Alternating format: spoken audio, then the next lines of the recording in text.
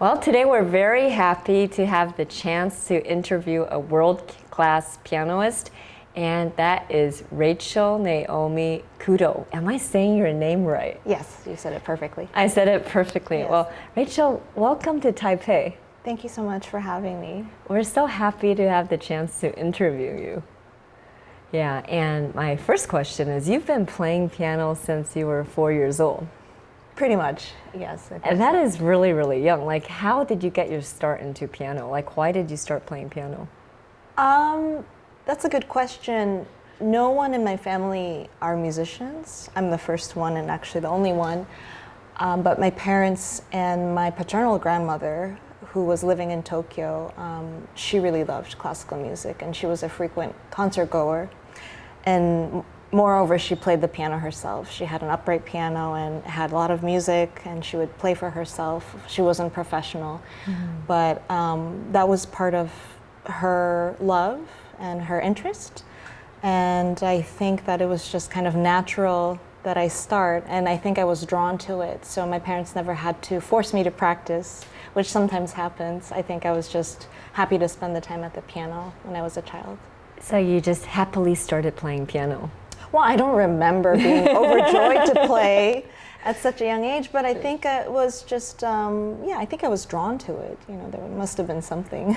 Yeah, that's wonderful. And then, since you were very young to now, you've persisted in this journey of music. I mean, there's a lot of challenges to pursuing a music career, but you have persisted. What factor or factors do you think helped you persist in doing this music road and not diverting? Because a lot of people, they start out doing music, but maybe by the time they get to high school or university, they decide that they want to pursue another path. That's also a great question, because I've certainly, it's crossed my mind, of course, because I loved many things. Music was one of them, but you know, I loved reading, for example. I would used to hide books on the piano because I just wanted to read when I was supposed to practice. I loved playing sports. I loved being with my friends. Was very interested in law. And you mentioned political science as your background, and that's something also actually I was interested in. Yeah. So of course it's difficult when you get older. But like I said, I was drawn to music, and 30 years later, I'm still playing piano, and I definitely think that it's because there's something just inside me that, I don't know, exploring music and playing the piano and being able to do that, for me is, I guess, almost now a necessity, you know. So it's like for some of us, working out is a necessity. It's like we can't get through 1 week without going to the gym or, exercising, because it's just part of who we are. So do you feel like music is just part of who you are? I think that maybe for me, I feel that it was inevitable. There's something maybe in my DNA or my personality, or maybe all of the above, that keeps me happy, that keeps me interested and engaged. And there's something that I feel.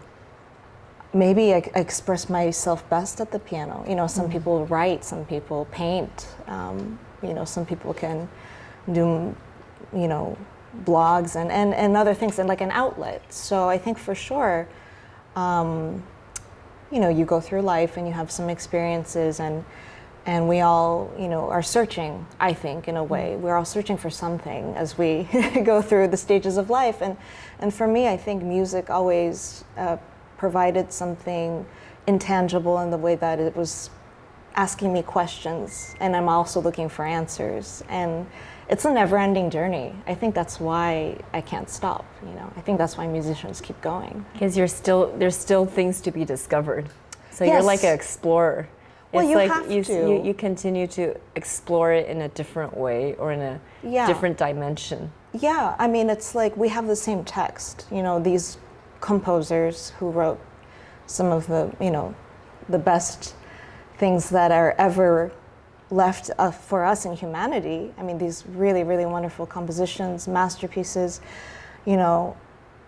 We in a way, we're addicted to them. You know, if you go to the symphony concerts or piano recitals, there's some pieces that will always be on the repertoire, but because there's something in there that's just unexplainable, it's magical. Of course, you can take music theory and analyze, you know, harmony and composition and whatnot, but there's something, I think, on a humanistic level that we want to keep listening to it. So I think in the same way as interpreters, we like to keep interpreting, because also for, I think, each musician, it's different. For example, if I play this piece today versus 10 years from now, I'm sure it cannot be exactly the same. There's not going to be a carbon copy of the same performance. That's true, because you're changing too. Exactly. You're constantly changing, and different experiences make you interpret the music perhaps in a different way. Yeah. And I think that's why, you know, let's say there's the Bach-Goldberg variations or Chopin concerto. I mean, I can listen to 10, 20 different pianists and still find something that I like in probably each person's playing. Because there's no right answer. There's no, this is the only way you can play a piece. No, there's different ways, and I think that's also the spontaneity of it and what keeps me as a listener engaged, because if I hear something different that I hadn't thought about before, it's so refreshing, and you know, it's wonderful. Yeah. Do you make your own music? Like, do you compose? That's something I haven't done. When I was very, very young, I did. You know, I think I wrote down a couple of waltzes, or as I got older, sometimes cadenzas, which is a moment where you break away and you can kind of improvise and show off your own creativity. And I've certainly tried that, but as I got older, I became more of a interpreter and trying to just memorize also, you know, and read texts. Right. How do musicians have such amazing memory? Because like when you go into a concert, you're actually playing an entire concert without looking at music. That has always amazed me, because I have really bad memory. I can't even remember my passcode to a lot of these websites half the time. How do you remember, like, how do you remember entire pieces or just entire programs? I think, you know, probably for me, the fact that I started at a young age and probably got used to that kind of, you know, you play your piano recitals, and if you play the same piece, you know, to your piano teacher every week, just by repetition, it kind of goes into your, not just your muscle, but your ear. That being said, sometimes you do have to practice memorization. You know, maybe there are some parts that, you know, give you trouble, and of course to go from the beginning to the end and trying to, you know, get used to that kind of tempo is also, you know, just takes some time. I don't know. And for different people, it's different. I'm sure that some people could memorize a piece, you know, just by looking at it. It's pretty amazing. Yeah, but for me, it was just, I don't know, naturally became part of what I did. Yeah. Right. Yeah. Well, when you were only 14, you entered the International Chopin competition. Oh, I was 18. You were 18. Yeah. Okay. Well, 18 is still very young. So Chopin has like you've always been associated with Chopin, but you've played so many different composers. Like, do you have a favorite composer, or do you like a lot of different composers? I mean, I do like a lot of different composers, of course. Chopin was a composer that, again, it was kind of introduced to me at a young age, because my first piano teacher, I think he really loved Chopin, so he gave me a lot of his pieces, and that of course helped me when I did want to enter the Chopin competition to go there, because I knew a lot of the works from a young age, so I felt naturally comfortable. Yeah, but I mean, I love many composers, and you know, some, even if I don't play them, I love to listen. True. Well, so back to Chopin, what about his music draws you? Like, what, like, because like every composer has kind of different characteristics, or like their music speaks in different ways. But what about Chopin speaks to you?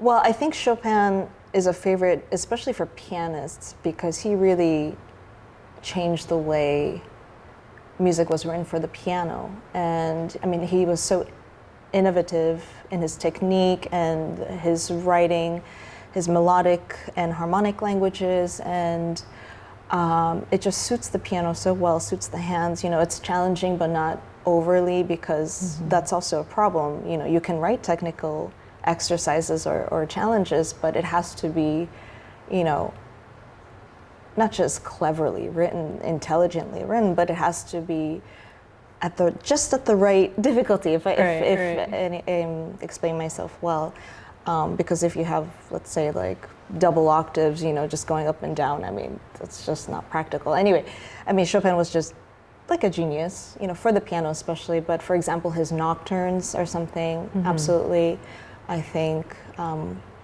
wonderful in the piano repertoire. Also his etudes, preludes, of course. And I think, you know, there's also no other composer like him in the pianistic repertoire in the world, in the sense that his heritage, you know, his mother being Polish and his father being French, and then he lived half his life in Poland until he was 19, 20, and then went to Paris and spent the other half of his life there. It's very unique, and his output and his, you know, his life as we know it reflects this kind of not just mixed heritage, but this culture where he was, you know, missing his country, of course, Poland, and you know, longing for his family and homeland, and also rooting for their independence as they were, you know, bullied by all the powers. Yes, exactly. Right. Yeah, but he remained in France because he knew that was what he needed for his career, and you know, he was establishing himself in the world. So I think so. There's a lot of hybrid identity in Chopin. Yeah, that kind of makes his music a bit distinct. Because yes, like he is a man, kind of complicated, because he's duality. We'll talk about that a little later, because I'm going to ask you about your hybridity, and that's kind of something we have in common, because we're both mixed. We're mixed from different countries, but we're both mixed, and I think hybridity really brings a richness, because you're not just this. You're this and this and this and this. You're all of it. And sometimes perhaps this, in some, maybe food-wise or language-wise, this one sticks out more. Or perhaps in habits, like this one sticks out more, but it's all hybrid. It's hybridity. But we want to continue a little bit more on music. Yeah, and now you're at an age, you're still very young. But you're at an age, you're totally young and beautiful, but you're at an age where you can mentor like the next generation, and also like future generations as well, that are yet to come, yet to be born. How do you think you can reach them more using new media? Well, nowadays we don't call them new media, it's pretty much social media, like Instagram and YouTube, and you've even been a live stream host. So you've always been the one being interviewed. Like people would come to you and interview you, but now you're sitting in the host chair. It's like it's like a different kind of dynamic. How do you think you can use these kind of tools to reach more young people? Because I think there is great value in classical music, but how do you attract this generation and also the future generation to see the value of classical music and to continue, you know, to learn classical music and not just, you know, play video games all day, for example. Well, that's again a really great question, and something that, you know, I often think about, and I was actually talking just about that, you know, the future and all this technology, and you know, so much, let's say, things that are digital, you know, and I'm really grateful and thankful that you feel that there is value in classical music and there's importance, because I couldn't agree with you more. I think that's also what keeps me drawn to music. You know, like I said before, like in 10 years, maybe the way I play a piece is going to be different. But there's something that, you know, when we make music with our instruments, you know, piano, violin, organ, what have you, it's something that we have to do not just with our hands, but with every cell in our body, and also with our brain and heart, and it works everything. And I think that's just something so, like you said, valuable and necessary because that's what I think, shows the best of us. It's what we create. And of course, I'm not saying that, graphic art or technology or making beautiful videos is not creation. Of course it is, and it's wonderful. And there are many people who are exceptionally talented, but I do fear the kind of, let's say with the younger generation, I didn't grow up with a cell phone. Yes. With my hand. I mean, I had it for emergencies, maybe when I went away for summer camps to call my mom or dad. Right. But I didn't grow up looking at the screen, so glued. Yeah, and so glued. That's it's a little bit scary because when you're out and I see like these babies and their entertainment, is something on the screen, I just hope that that's not all that, there will be, because of course TV is great, again, I enjoy watching many things, but when you turn it off, you just read a book, like that's just something different. There's something about the long form, like whether it's like reading a book rather than just reading a post on Instagram. Yeah, exactly. Or even pieces of music that you play. Yeah. It takes commitment because it's not fast, it's not immediate. Yeah. And I think the problem with our generation right now is like everything has to be instant. Yes. It's this desire to have instant, and I kind of worry that we will lose the discipline and exactly like the commitment required, because that's what reading a book or like playing a piece of music does. Like it requires commitment. It takes time. It's not fast and instantaneous. Yeah, that is so true. Like instant gratification is very dangerous. We watch something or we eat something and then immediately we're satisfied and you want the next thing, right? Or it's like the latest, models of whatever. Yes. It's so dangerous, and consumerism, like you said. But yeah, like when you break away from all that and you realize, do you know how long it takes to write these compositions, like for the composers or for writers to write these great novels? I mean, it takes years, sometimes a lifetime. And they keep editing, they keep working, they'll tear up the pieces. But in the end, there's something, I really think, when you struggle so much and when you keep rethinking and redoing, over and over, like, because again, they're searching for something that, they don't know the right answer. They don't know what the final form will be, but they have some compass inside where it's leading them, and they want to create something better and better. And I think that's, for me, the most amazing thing about humanity. If you see great works of art in museums, I mean, it took time. Yes, it was not done digitally with an app or a phone or something like that. I mean, not just that, it makes you feel something, makes you think about things and gives you inspiration. And I hope that kind of art and culture will remain. And I do hope that people will understand and see more value in that, and not just, throw money into sports and, I mean, I'm sorry, I feel like all the money, all the sponsors, that's where they want to go to. And of course, it's a lot of, again, lifetime and commitment to be an athlete. Yes. But I think, why is music so much less valued? I don't know why. It's true. Yeah. It's true. Very good. How about music in general? What kind of music do you listen to on your AirPods or whatever stereo system you have? I like a lot of jazz, I have to say. I was always fascinated. I studied at Juilliard, and there's a wonderful jazz division there, so I took a little bit of jazz, like introduction to jazz, because I think it's so wonderful how they play with, their band or group, and they improvise and they take turns with solos and things. So I like listening to people like Bill Evans, Art Tatum, Oscar Peterson, Louis Armstrong, things like that. And I'm always interested to hear the new artists too. But I mean, classicals, of course, is always interesting to me. I love just listening to the radio because I'll always hear repertoire that I don't know, or maybe interpretations that I don't know, and I love to just kind of, have my mind open from it. The variety. Yeah, variety. Yeah.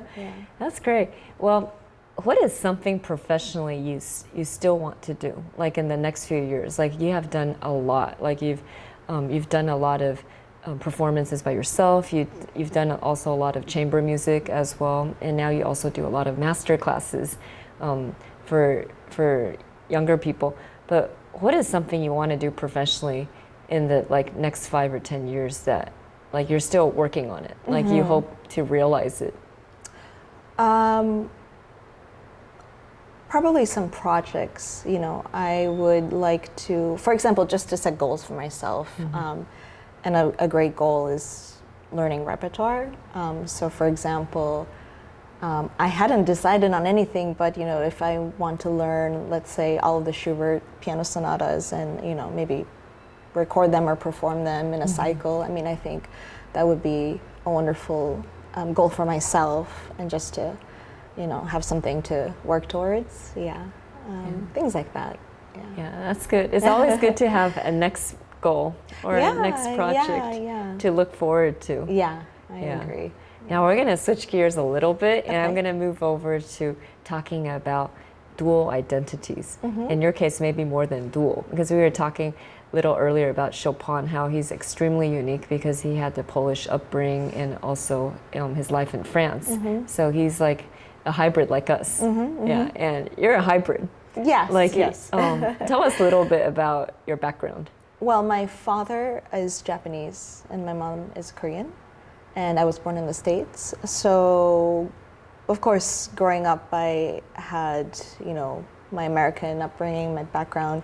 I also lived in Japan. I went to school there, and I'm also used to my mom speaking Korean and, yelling at me in Korean. So I have that.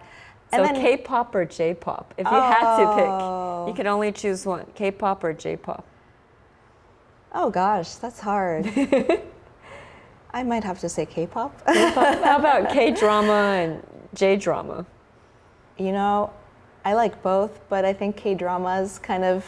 Good answer. Yeah. I think most of it's extreme. But most of our listeners probably will agree with K-drama is really, really big here as well. Yeah, it's pretty addicting. It's very addicting. Yeah. Okay, now tell us something a little more serious about what you like about your 3 identities. Like first and foremost, you're American. That's where you were born and raised, right? Like you were born there, and you spent the most time of your life in America. Yes. So can you tell us something you love about being American, or just about America in general? What is one thing you're grateful for to being American? Well, I have to say I feel very grateful for my upbringing, and I feel very proud to be an American, because I do think that it's a very special country, really, in the world. And I think, especially now, of course, I knew Asia, and now my life in Europe, America it stands for something. It's a symbolism. I think it's a symbol for many people around the world. You may love, hate, whatever, have opinions, of course, about the country, but somehow it exerts a huge influence on the world economy, the world culture, Hollywood, music, jazz, everything. And it's such a young country, really. And I think the symbolism and idealism that America, I think, should stand for, I think it's unique, and I really hope that the country continues in a positive direction, not just for themselves, of course, because there are many issues, in the country itself, but also, to be this really not just unique, but just important fabric in the world. A force connecting. for good. Yeah, a force for good. Yeah, really, it should be, and I hope that. So even though I'm far away, I'm always not just rooting for what's happening, but very, of course, interested and engaged, and hoping for a bright future for all of us. Yes, yeah. wishing for the best. Yeah. Okay, your second identity. So you're American, and then your father is Japanese, and he's an economist, right? Yes. Yeah, that's amazing. Yeah. Okay, so you've also spent time in Japan. How many years did you live in Japan? Like, I think the number is actually not very large. Probably 6 or 7, something like that. But it was during the formative years of my childhood where I went to school, attended, and I made friends. So, I really was immersed in the culture, and I speak and read fluently. And I'm really grateful because I think it was a very idyllic childhood. There's something about the school there and growing up there that was so different. And I would have never gotten in the States, nowhere, And I loved that, I wore a uniform when I went to school. It was not a private school, but it was still part of the code. And there's something I think in Asian culture, that's very different. I mean, I think maybe we follow the rules a little bit, right. better, maybe a little too much to the T sometimes. And also the appreciation for music, for art, I mean, I think a lot of kids take piano lessons, for example, or music lessons, that's just something the parents probably see more value in, which is very nice. Okay, one thing you like about having that Japanese identity? Oh, so much. There's just so much to appreciate, absolutely. The language, I think, is beautiful, interesting, fascinating, And now I think with all Asian languages, you kind of incorporate a little bit of the Western, like vocabulary. Yes. It's always expanding. You have no idea, like, what the next fashionable word is, where, it's a hybrid of, like, half American and half Japanese or something like that. So that's really fascinating. Of course, the food. Yes, the food is heavenly. Yes. Favorite Japanese food? Oh, well, I have to say sushi. I mean, I don't want to sound too typical, but right. There's something about sushi that's just very nice. And of course, even if it's different quality, you can find it all over the world. That's very nice too. But I also love Korean food for sure. Down to Korea.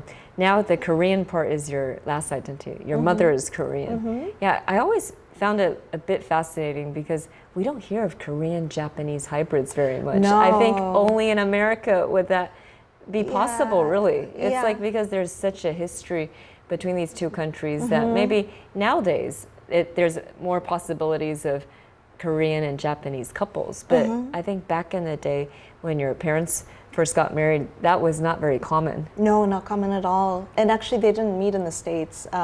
They met when my father was visiting Korea. Wow, that's amazing.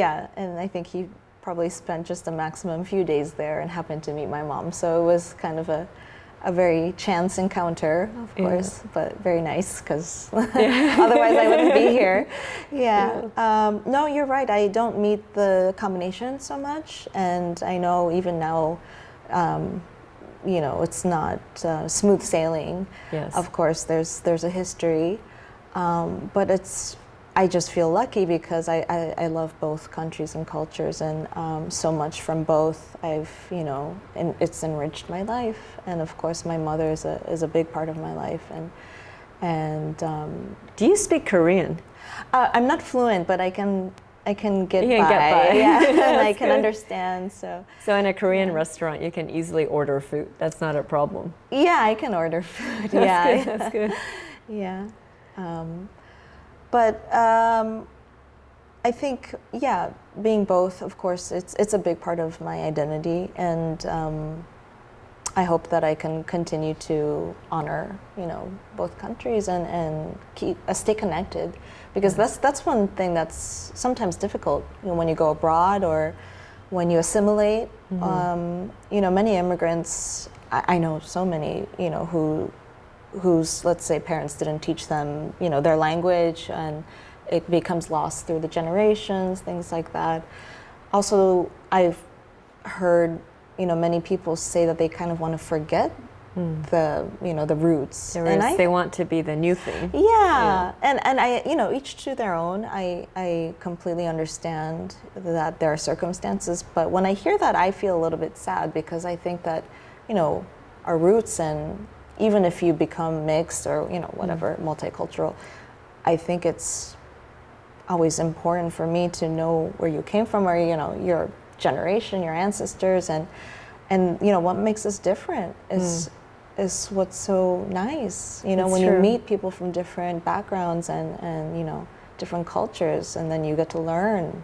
I mean, I think that's wonderful. So yeah. Yeah, I just think of one of Jenny Lo's song is "I'm Jenny from the block," and don't forget where you come from. Like no matter how far you go, you don't want to forget your roots. The roots are valuable. Like there is great value to honoring your heritage. Yeah, because we didn't just pop out. Exactly. We have a history. Yeah, we have a history, and there was long before us other people and other things that were very, important. So, yeah.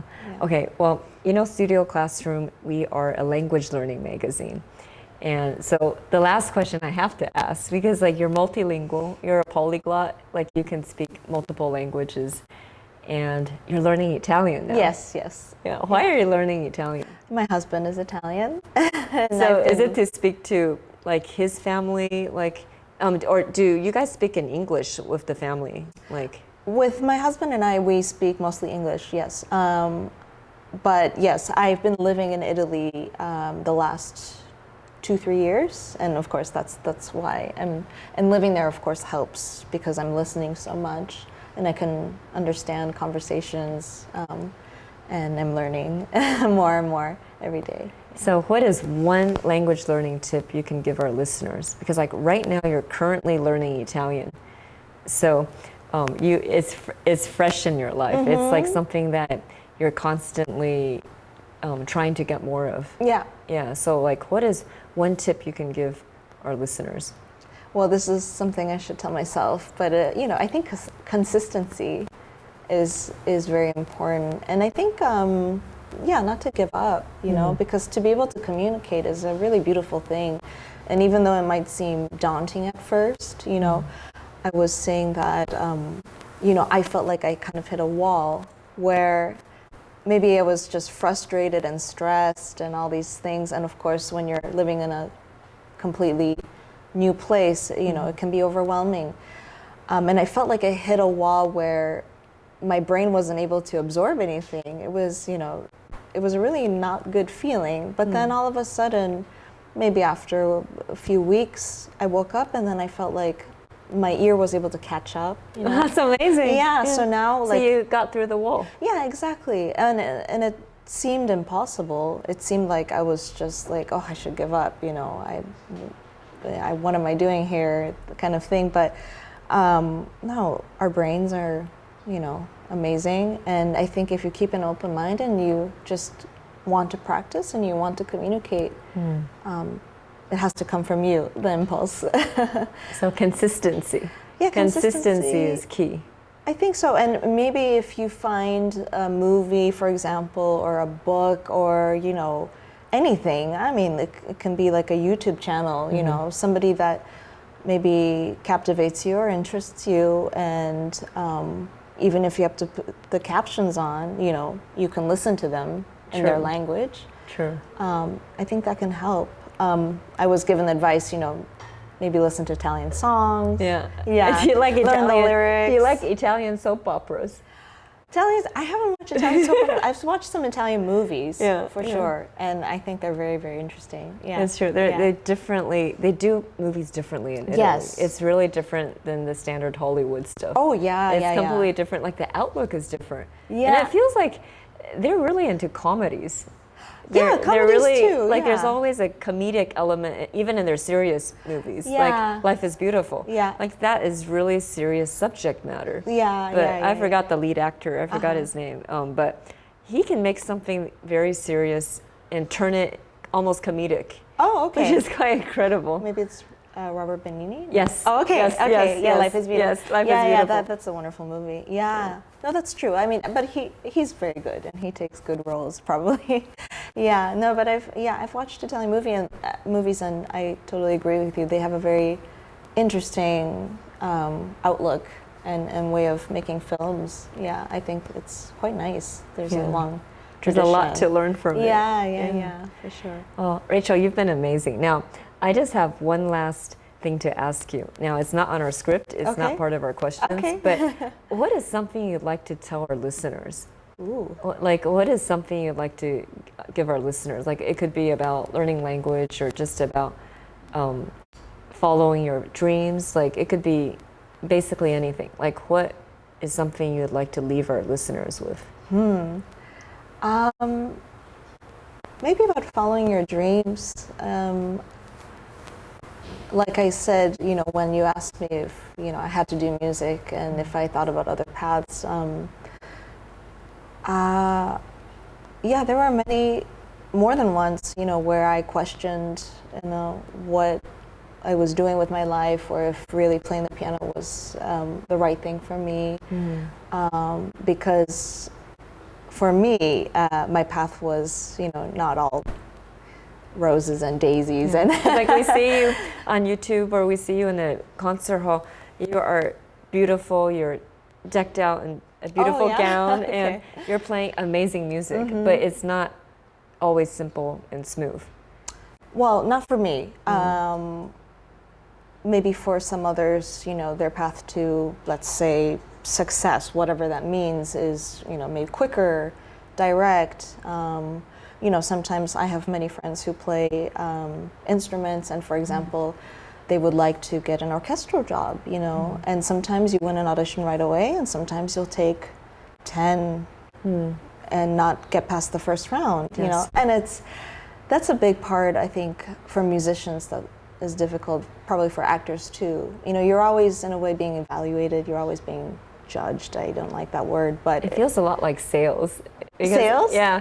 Other than being an English teacher, I do a lot of business development. So we have to develop crocodile skin. You have to have a thick skin because there's going to be 10 no's for everyone. Everyone, yes. Yeah, no, of course, when you're an entrepreneur and developing your own business, I'm sure it's the same. But I think with musicians, though, perhaps we feel a little more sensitive, I want to say, because it feels so much about, like, also who we are. It's personal. Yeah, it feels personal. It shouldn't be. But at the same time, when one person plays and then another person plays the same instrument, there's a different sound. It's a different voice. We all have our own voice, and we're all unique and we're all different.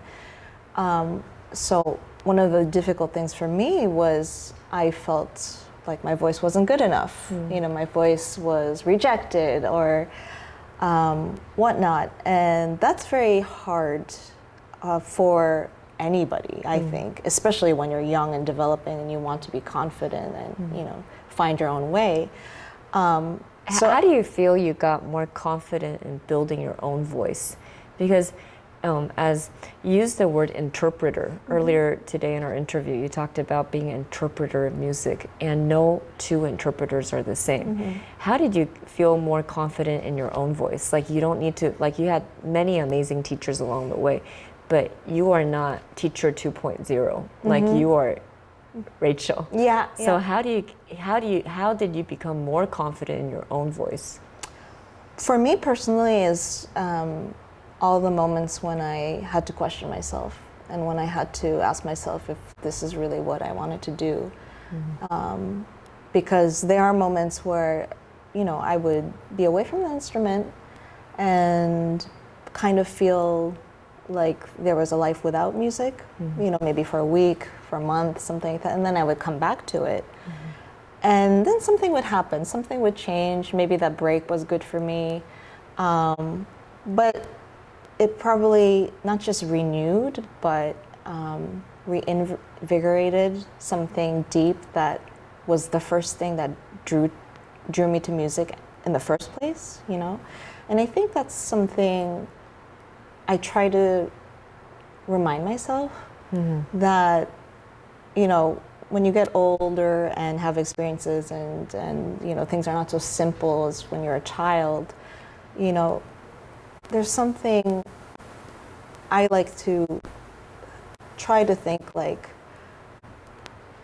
you know, take off all the layers of the extra things, the extra noise, you know, and really be in silence, you know, really listen to yourself. What is there, you know? And it's kind of like stripping away many layers and trying to be pure again, you know, in a way. Go back to why you went into music in the first place. Kind of go back into the first love almost. Exactly. And like, you know, to answer your question, basically, you know, I'm a musician because I love it. I really do. And now, I mean, I think this is something for everybody. Maybe they might be able to resonate, you know. I don't need to play to impress anybody. You know, I think that's a danger, especially like you said with media. You know, the me generation, where I need to share every post, every meal I ever have, every place I ever visit. I need to live it. I need to put it as a story so someone can see it. And you know, for me, music is so much more than that. It's not just deeper, but you know, like whatever music means to me is personal, and I am just content, you know, and happy and self-satisfied to be able to do what I do. And I'd like to share it, but I think the big thing, especially with rejections, for example, is like, you know, there's nothing wrong with you. Really. There's nothing that, you know, just because someone, you know, said no to you doesn't mean that your value is less, or, you know, that you should feel less about yourself. You know, maybe they're having whatever, you know, they woke up late, you know, there's so many things. I mean, as you grow older, you realize we're all just human beings, and, you know, we try our best in the best way we can. But music is so much bigger than that for me, you know. And when I read a Chopin ballade or, you know, a Bach prelude and fugue, you know, the kind of joy and interest and just depth that it gives me is, you know, between me and them, and it's worth living for me. You know, if I spend an hour with that, that's the best hour for me. And I think that should, I hope everybody, you know, can find that kind of joy and passion and interest in whatever, you know. That's something. That's something that keeps you happy and keeps you going, and if you're able to share it with the world, and other people find, you know, happiness or joy in that, I think that's the best thing we can do for each other. I love the last question. It wasn't in our list, but I really love your question on finding your own voice, because I think it's a question that it's an issue a lot of people struggle with. A lot of people really struggle with finding your own voice and staying true to your own voice, not becoming a carbon copy of someone who's very successful. That you stay true to your own voice and keep doing what you feel you're meant to do. Although not all of us are lucky enough to do that for a career. Of course. But you can do that in other areas of your life. I hope so. And I think that's, you know, sometimes when I see I don't want to say problems, but sometimes the issues that we have, you know, where it seems like we're imposing our beliefs onto other people, or, you know, you shouldn't do this, you shouldn't be this, you shouldn't wear that. I mean, why? You know, I mean, the first and most important thing is you. Yes. And I find personally that when people are very judgmental or imposing on other people, I mean, perhaps they don't feel fulfilled with their own life, or maybe they have some, you know, barriers that they can't overcome, and that kind of impedes them in other outlets. Of course, this is very personal, and this is just my view. But, you know, what you can do for yourself is the most important thing. And, you know, whether it's meditation or reading or, you know, going out in nature or taking walks, sometimes I think it's good to ask yourself, am I happy today, or am I, doing what I want, or am I, do I feel like I'm on my path? Because I think we all have our own paths. And of course, again, like you said, for me to do what I love, of course, is a gift, and I'm very grateful for that. But, even if it wasn't, I'm sure in the time that I could, have for myself, I hope I could keep myself happy. Yeah. Rachel, it's been amazing. Thank you so much for agreeing to our interview, and I wish you all the best in your upcoming Taipei concerts. Thank you. And we hope you come to our part of the world again in the very near future. Thank you so much. And then share with us your work and just share with us your joy. Thank you for having me. I think the world needs more joy. That's true, yes. More love. We need more love. Yes. We need more joy. Yes, and yes. we need to hear more authentic voices. And I really do hope that you will use your voice more, like whether through YouTube or through Instagram, to share your view and to share your voice of the world. I'd love to. Thank you so much for having me. Thank you, Rebecca. Thank you.